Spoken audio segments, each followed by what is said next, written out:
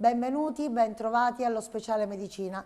Allora, è successo ancora una volta e chissà quante altre volte succederà un caso di mala sanità che sta facendo discutere l'opinione pubblica e che riguarda un errore diagnostico a carico di un 35enne operato alla mandibola, parte dell'osso è stato asportato per sospetto, in realtà doveva essere certezza, di tumore maligno. Il giovane adulto si era recato in ospedale in questa branca dell'odontoiatria dove il medico aveva asportato un dente e una cisti, poi all'esame citologico venne fuori che si trattava di un tumore maligno.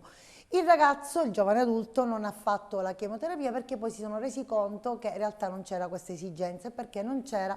Perché in realtà non aveva proprio quella situazione così grave che si era prospettata. Allora che ha fatto questo 35enne? Ha preso il suo vetrino, lo ha fatto esaminare e da lì si è scoperto che non era il suo DNA. Quindi questo è stato un caso di mala sanità che ovviamente a quel punto sicuramente richiede le denunce perché parliamo di lesioni personali gravissime. Oggi in studio con noi l'avvocato Giovanni D'Angelo, col quale benvenuto, parleremo così brevemente di quello che è avvenuto in questi anni, di quello che accade oggi e che riguarda le denunce al personale medico. Quindi io le chiedo se spesso sono opportune, come in questo caso ovviamente sì, ma quanto alle volte è inopportuno fare la denuncia, ecco, ai sanitari. Ok, sì, allora partiamo dal fatto insomma, che ai sensi dell'articolo 25 della Costituzione tutti hanno il diritto di agire per la tutela dei propri diritti e di interessi legittimi. Quindi questo diciamo, è un diritto diciamo, di tutti a cui non si può diciamo, fare a meno, certo, sicuramente. Però questo non significa neanche che le persone possano abusare diciamo, dello strumento processuale. Questo è poco ma è sicuro. Però avviene questo, avvocato, C'è stato un momento negli anni passati che si denunciava anche per il passaggio di una mosca dal naso del paziente, voglio dire, no? C'è stata un'esagerazione. Sì. Allora, in questi casi ovviamente, ovvero nei casi in cui vi è appunto una richiesta risarcitoria, ad esempio, sì, per dei fatti che sono assolutamente del tutto infondati, il medico ha la possibilità in sede di comparsa di costituzione in giudizio evidentemente anche di richiedere un risarcimento del danno per lite temeraria. Questa è la tutela che l'ordinamento giuridico diciamo, riserva a questi casi, che è una vera e propria sanzione. Il giudice in via equitativa, sulla base anche del comportamento processuale delle parti, può in via equitativa appunto prevedere un risarcimento del danno, un risarcimento di una somma di denaro. Certo, sì, ma di questo dico, voi avvocati informate i vostri clienti, nel senso che lei può andare incontro a questo, che facciamo la denuncia, però potrebbe anche rivoltarsi contro di lei, perché a volte non ci sono proprio veramente le motivazioni valide per procedere legalmente, il che tra l'altro comporta anche dall'altra parte prenditi un avvocato pure tu, il discorso anche di starci male, di avere problemi del sonno perché viene accusato di una cosa che mette in dubbio la tua professionalità, il tuo carico morale, insomma sono tanti gli aspetti che andrebbero considerati prima di far scattare una denuncia. Ma normalmente è così che avviene, nel senso che un cliente che arriva in studio e ritiene di essere stato diciamo, danneggiato da una condotta colposa di un medico, sì, normalmente insomma, avviene una riunione sulla quale appunto si esamina il caso, vengono esaminate appunto tutta la documentazione che c'è a disposizione il più delle volte un avvocato che appunto non ha le cognizioni per capire se effettivamente vi è stato un comportamento colposo, ad esempio con imprudenza, negligenza o imperizia da parte del medico. Non so, mi riferisco ad esempio ad un'operazione chirurgica in cui magari il medico sbaglia nel fare una determinata manovra. Prima di comprenderlo l'avvocato ha la necessità ovviamente anche di confrontarsi con ulteriori professionisti che sono dei consulenti tecnici di parte. E quindi appunto a seguito di un'analisi e di una valutazione molto rigorosa poi si consiglia al cliente di agire in giudizio o non agire in giudizio e quindi eventualmente scoraggiarlo. È chiaro che in questa analisi documentale di confronto anche con il consulente tecnico di parte, laddove insomma emerga una non responsabilità del medico o magari emergano addirittura delle prove che dimostrano la correttezza della prestazione da parte del medico, l'avvocato ha l'onere di informare il proprio cliente e insomma scoraggiare l'azione. Ora a questo punto poi il cliente può seguire il consiglio dell'avvocato e normalmente tra l'avvocato e il cliente vi è un rapporto di fiducia. Certo, deve essere così. E quindi dovrebbe Però le essere devo fare così. una domanda al riguardo. Allora, l'avvocato sicuramente sa sempre chi ha torto, chi ha ragione, chi dice il vero, chi dice il falso. Siamo noi che non capiamo da quale parte state alle volte, no? Cioè nel senso che vediamo a volte, sa, quelle cause in televisione, quando l'imputato è indifendibile, però l'avvocato è il mestiere dell'avvocato, mi riferisco ovviamente al penale, dico vabbè, dico ci sta. A quel punto, se cerca di scoraggiare il cliente, perché l'avvocato capisce che magari non ci sono i presupposti per andare avanti, ma l'avvocato non ne risponde di niente, eventualmente dovesse poi fallire questa causa?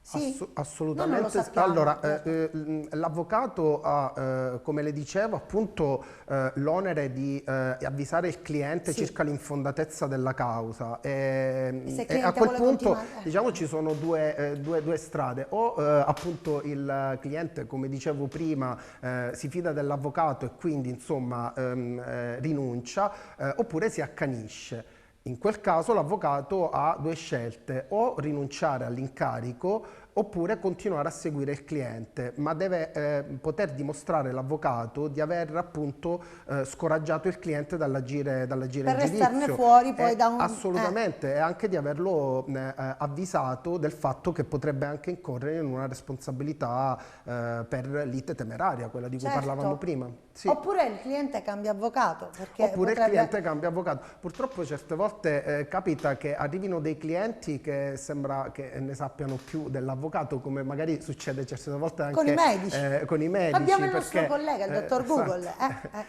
Con internet si informano, molto spesso insomma, da fonti che non sono esattamente attendibili, certe volte anche da fonti attendibili, però insomma, non è il loro caso e quindi associano dei casi completamente diversi rispetto a loro perché appunto non hanno le cognizioni, non hanno le possibilità.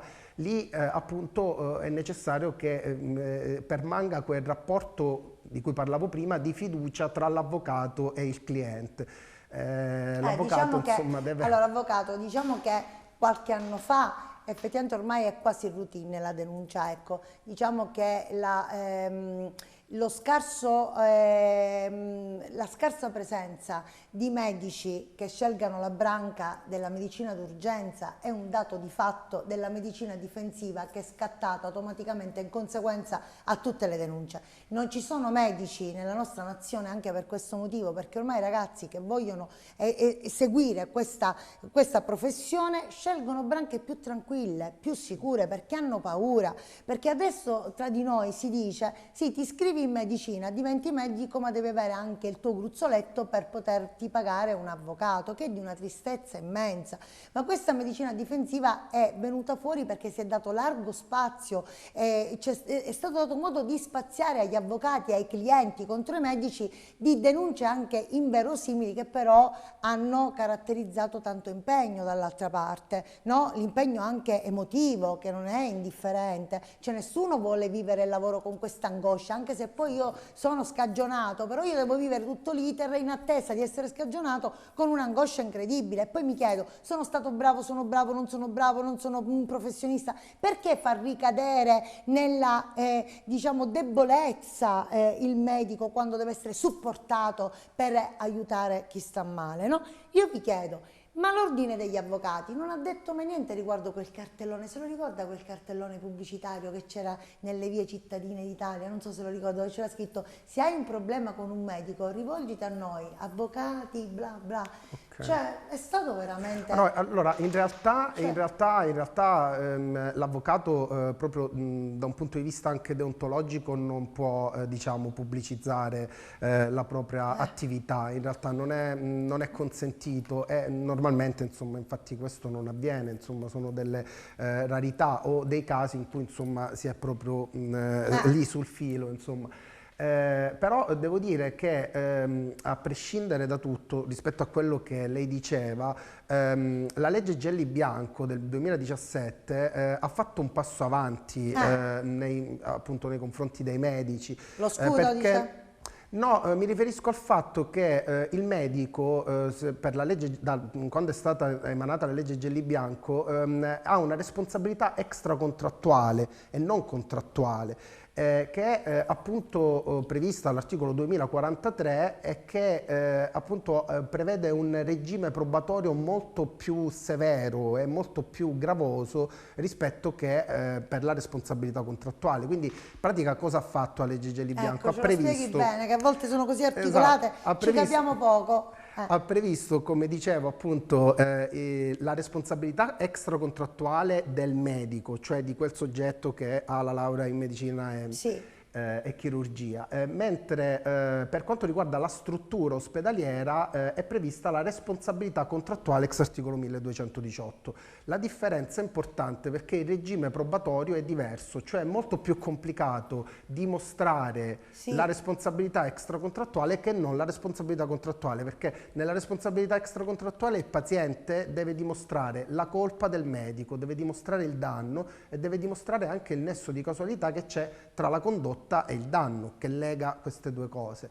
Mentre nella responsabilità contrattuale deve sostanzialmente provare il rapporto contrattuale con la struttura sanitaria e quindi diciamo allegare il contratto di spedalità. Quindi è un regime probatorio più leggero che induce il paziente a chiamare in giudizio la struttura sanitaria e non il medico. Ah, quindi lei mi sta dicendo, questo continui, è importante. Sì, sarebbe dico auspicabile a mio avviso che si faccia un ulteriore passo avanti e che si escluda completamente la possibilità per il paziente di chiamare in giudizio per un risarcimento del danno il medico e quindi prevedere la sola chiamata in giudizio della struttura sanitaria, così come avviene ad esempio per i magistrati o per anche gli insegnanti nell'ambito dell'istruzione, dove chi ritiene di aver subito un danno a causa del comportamento colposo di un professionista si rivolge alla struttura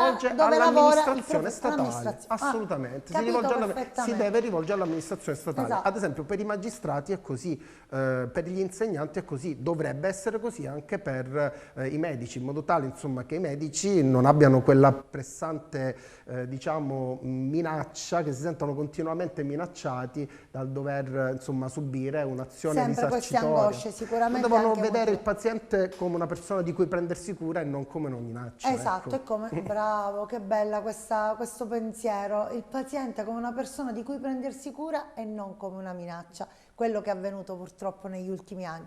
Quindi questo condizionale mi fa capire che ancora non è fattiva questa...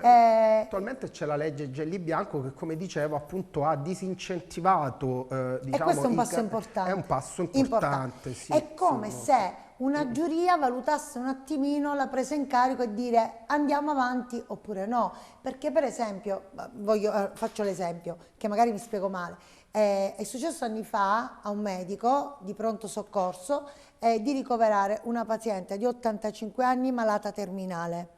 Questa paziente fu ripresa, idratata, eccetera, ovviamente dimessa perché era una paziente alla quale cosa potevi fare?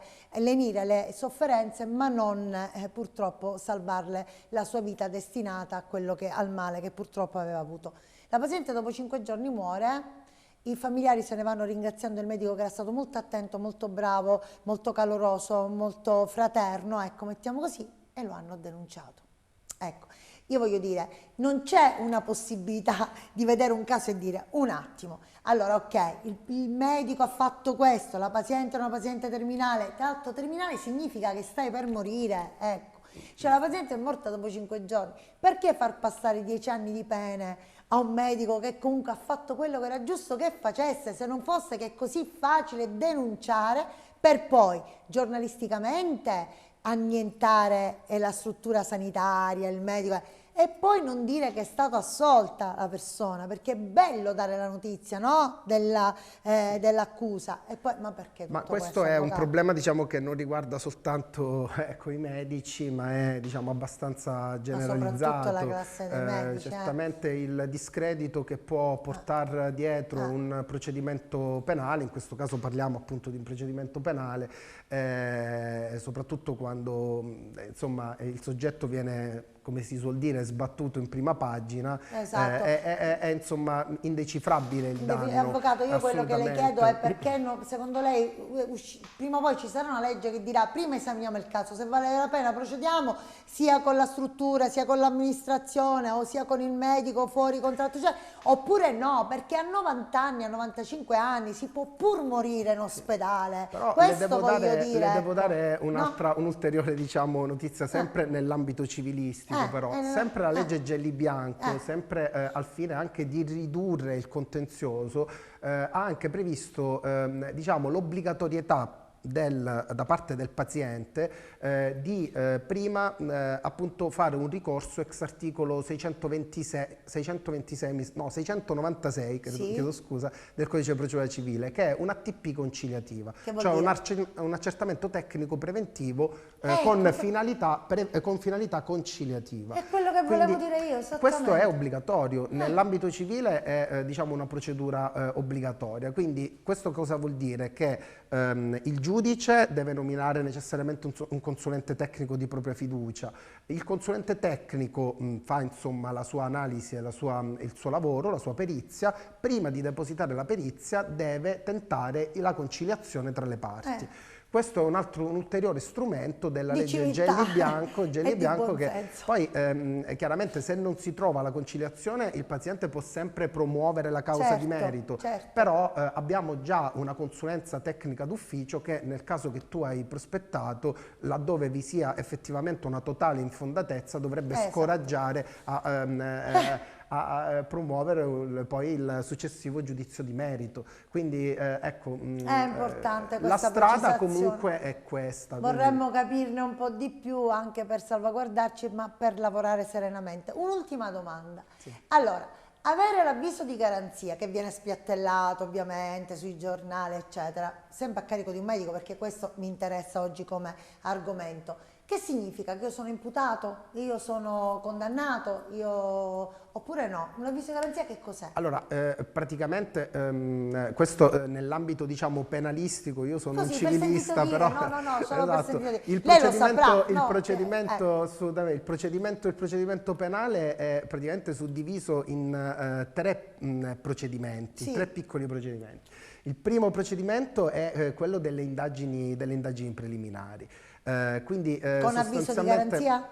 Ma dipende, nel senso non è detto insomma, che venga inviato l'avviso. Ma se io ho l'avviso di garanzia mica sono diventato un medico che non può più lavorare, oppure che non sa lavorare, che sono condannato, allora, non sono imputato ancora, vi è appunto il principio della presunzione di innocenza, per cui diciamo fino ad una sentenza definitiva, che non soltanto è quella di primo grado ma è quella della Cassazione, quindi la sentenza definitiva, non si può parlare diciamo di... sta bene esatto. La sua risposta, lei è un civilista, io la sto spremendo da tutti i punti, però un'altra cosa le volevo dire prima di metterla nel frullatore, ma lei sa per caso che già 3 avvisi di garanzia sono una cosa abbastanza grave? Cioè è meno grave 1, 2, noi facciamo il discorso inverso con le brutte malattie. Il terzo sono più procedimenti penali a carico dello stesso soggetto. Allora ecco, non vanno bene. Allora, avvocato, concludiamo così, ecco, noi medici, come possiamo difenderci secondo lei ancora meglio di ciò che è avvenuto in passato, di ciò che accade oggi, per quel che accadrà nel futuro? Questa classe medica, secondo lei, secondo il suo sentimento, perché avvocato, e quindi io glielo voglio chiedere proprio lontano dalle parti, non è interessato, secondo lei noi abbiamo un modo per difenderci veramente o per difendere la nostra professionalità? cioè dobbiamo tenere duro, dobbiamo andare avanti, dobbiamo... Cosa pensi direi assolutamente sì, direi che è importante rispetto a quello di cui abbiamo parlato, innanzitutto avere fiducia nella giustizia. Tenga in considerazione comunque che da un punto di vista proprio statistico le condanne penali dei medici sono poche, nel senso sono statisticamente una percentuale molto bassa.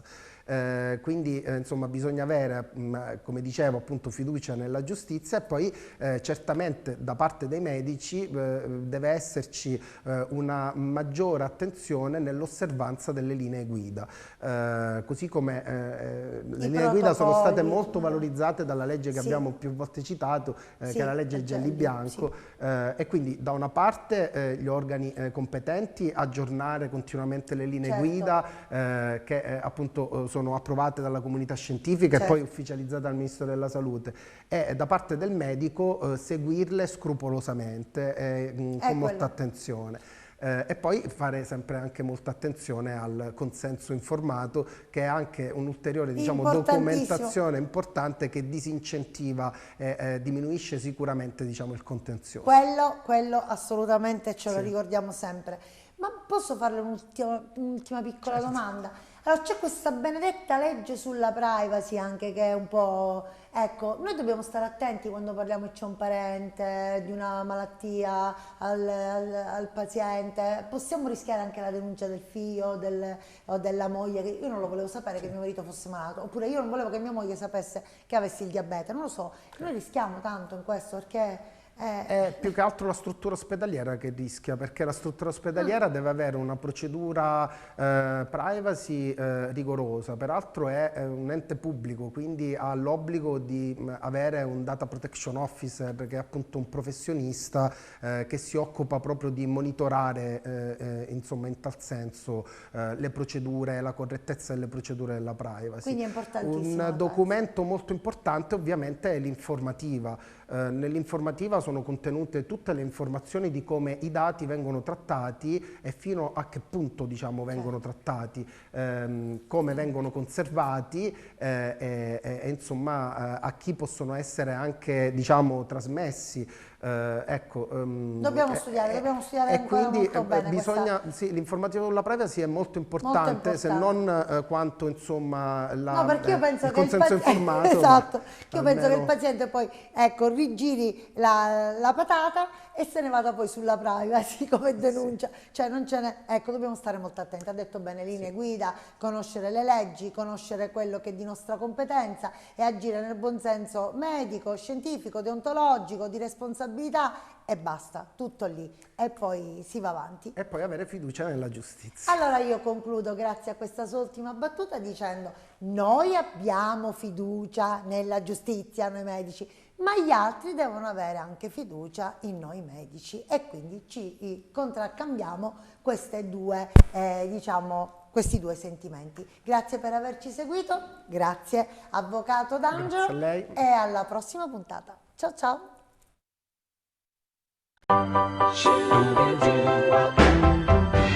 Cold nights and long days, we'll stick together, baby, always. Hard luck, baby, good times, I'll take good care of you, don't think twice. Cloudy or blue sky, come shine or come rain,